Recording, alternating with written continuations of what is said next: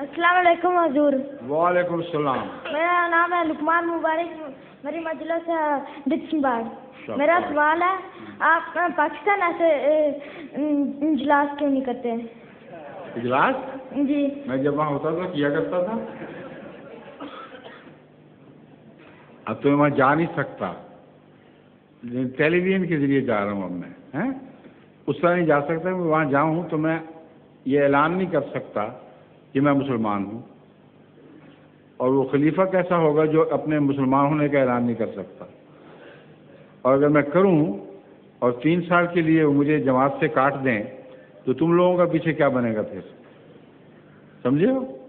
اس لیے لازم ہے کہ جب تک وہاں کے قانون نہ بدلیں میں وہاں نہ جاؤں, اور یہاں بیٹھ کر ان کے گھروں میں چلا جایا کروں.